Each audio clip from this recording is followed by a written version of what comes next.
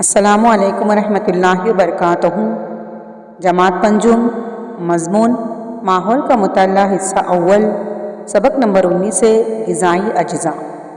اس سبق کے آج ہم مشقی سوالات کے جوابات حل کریں گے۔ مشق حل کریں گے۔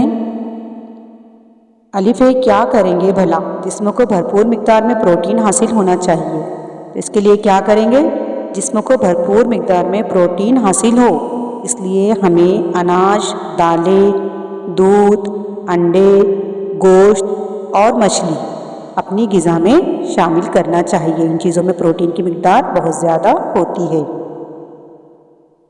اگلا سوال ہے، آئیے دماغ پر زور دیں، روزانہ دودھ پینے کے لیے کیوں کہا جاتا ہے؟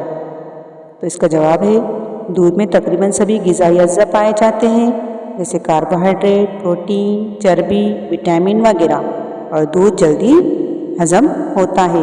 اس سے جسم کو بھرپور مقدار میں توانائی ملتی ہے، اس لیے روزانہ دودھ پینے کے لیے کہا جاتا ہے۔ اگلا سوال ہے، درج ذیل غذائی اجزاء کے دو ذرائع کے نام لکھیے۔ دو ذرائع لکھنے ہر ایک کے، نمکیات کے دو ذرائع ہے، پھل اور اقوام نکلے ہوئے بیج۔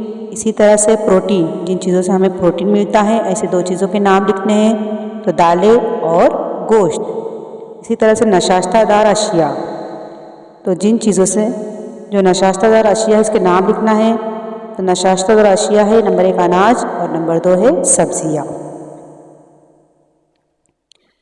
اگلا سوال ہے، خالی جگہ کو مناسب الفاظ سے پر کیجیے۔ نمبر 1، خالی جگہ کی وجہ سے ہمارے جسم کو امراض کے خلاف مدافعت کی قوت حاصل ہوتی ہے، تو یہاں پر خالی جگہ میں لفظ آئے گا وٹامن۔ نمبر 2 ہے، کیلشیم کی وجہ سے ہماری ہڈیاں خالی جگہ ہوتی ہے، یہاں پر لکھیں گے ہم مضبوط۔ نمبر 3 ہے، میٹھے ذائقے والی غذائی اشیاء میں مختلف قسم کی خالی جگہ ہوتی ہے، تو یہاں پر خالی جگہ میں لفظ آئے گا شکر۔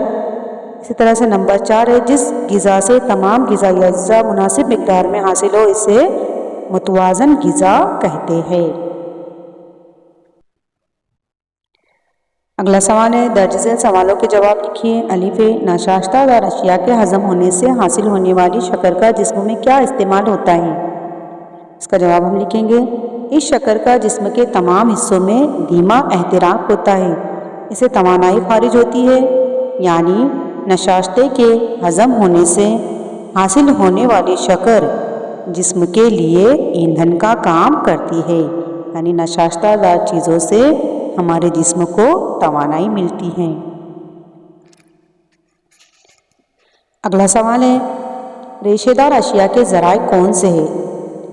کون سے ہیں ریشے دار اشیاء کے ذرائع؟ اس کا ہم جواب لکھیں گے، پھلوں کے چھلکے، ترکاریوں کے پوست، سبزیاں، اناج، دالیں، یہ تمام ریشے دار اشیاء کے ذرائع ہیں، ریشے دار اشیاء ہمیں اس سے ملتی ہے۔ اگلا سوال ہے، کاربوہائیڈریٹ کسے کہتے ہیں؟ اس سوال کا جواب ہم لکھیں گے، نشاستہ، شکر اور ریشے دار شے، ان تمام کو مجموعی طور پر کاربوہائیڈریٹ کہتے ہیں۔